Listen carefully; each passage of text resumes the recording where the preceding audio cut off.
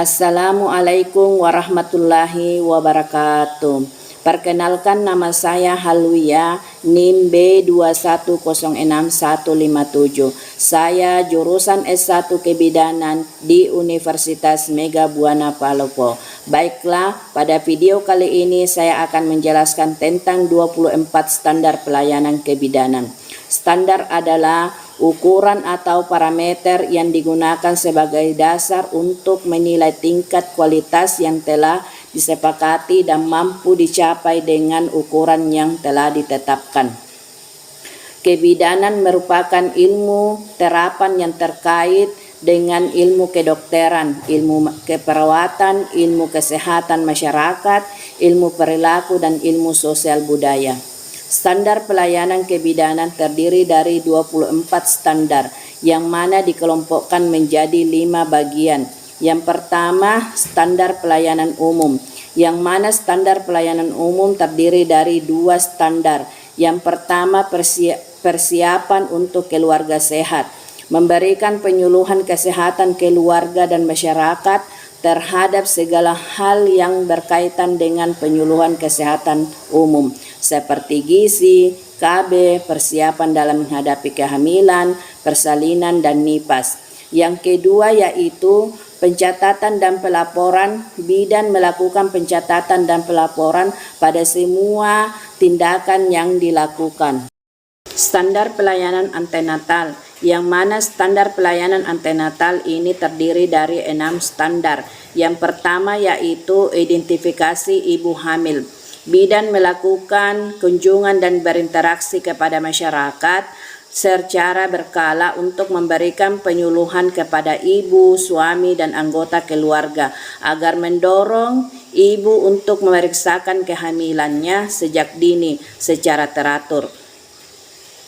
Yang kedua yaitu memeriksakan dan pemantauan antenatal, yang mana bidan mampu memberikan pelayanan antenatal yang berkualitas dan deteksi dini komplikasi kehamilan.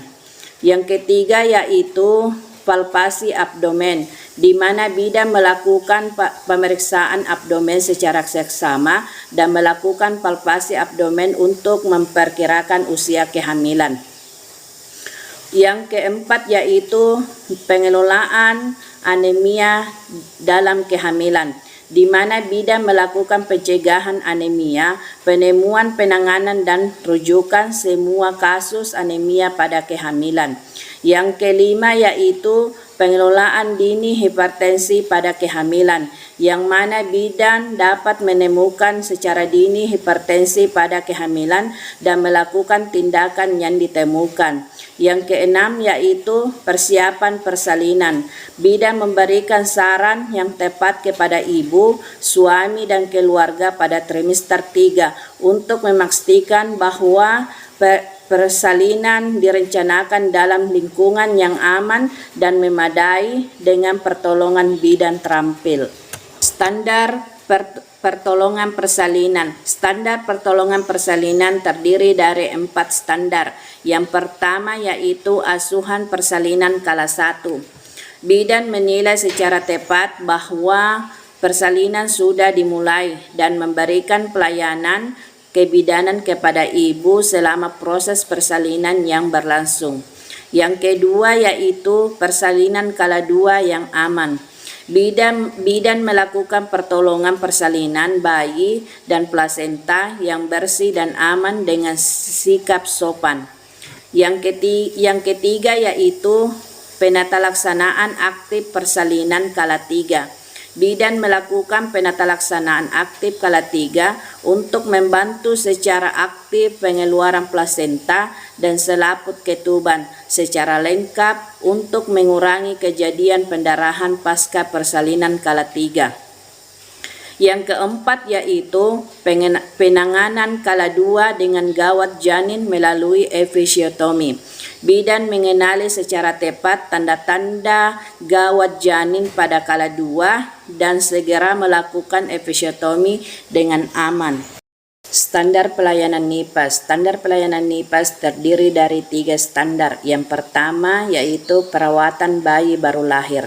Bidan memeriksakan dan menilai bayi baru lahir untuk memastikan pernapasan spontan, mencegah asfiksia, menemukan kelainan, melakukan tindakan atau rujukan. Yang kedua yaitu penanganan pada 2 jam pertama setelah persalinan. Bidan melakukan pemantauan pada ibu dan bayi selama 2 jam setelah persalinan dan melihat apakah terjadi komplikasi. Yang ketiga yaitu pelayanan bagi ibu dan bayi pada masa NIPAS. Bidan memberikan pelayanan selama masa NIPAS kepada ibu dan bayi sampai 42 hari setelah persalinan dan memberikan penyuluhan ASI eksklusif dan pulpa hygiene. Standar penanganan kegawatan obstetri dan neonatal. Standar ini terdiri dari 9 standar, yaitu yang pertama yaitu penanganan pendarahan dalam kehamilan pada trimester ketiga.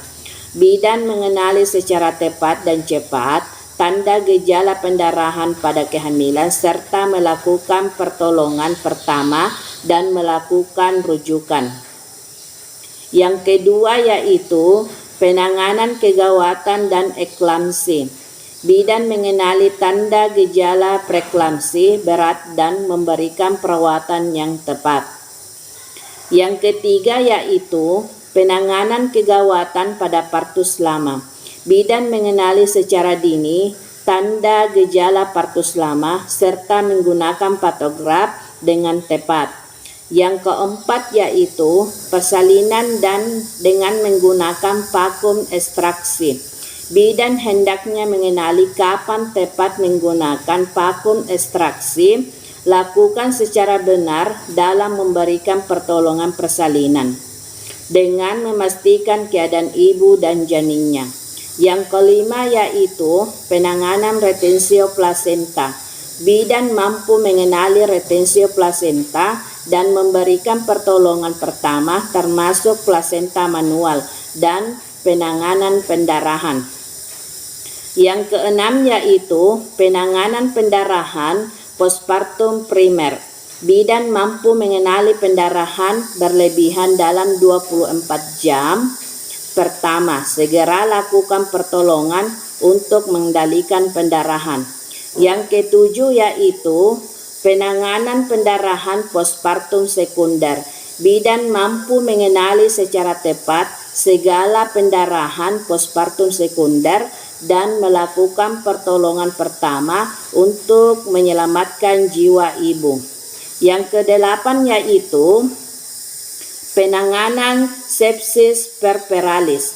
Bidan mampu mengenali secara tepat gejala sepsis puerperalis dan melakukan perawatan dan segera merujuk. Yang ke-9 atau yang terakhir yaitu penanganan asfiksia neonatrum. Bidan mengenali dengan tepat bayi baru lahir dengan asfiksia serta mengambil tindakan yang tepat untuk melakukan pertolongan kegawat daruratan. Baiklah, itulah tadi penjelasan saya tentang 24 standar pelayanan kebidanan. Semoga bermanfaat dan jika terdapat kesalahan saya mohon maaf dan saya akhiri. Assalamualaikum warahmatullahi wabarakatuh.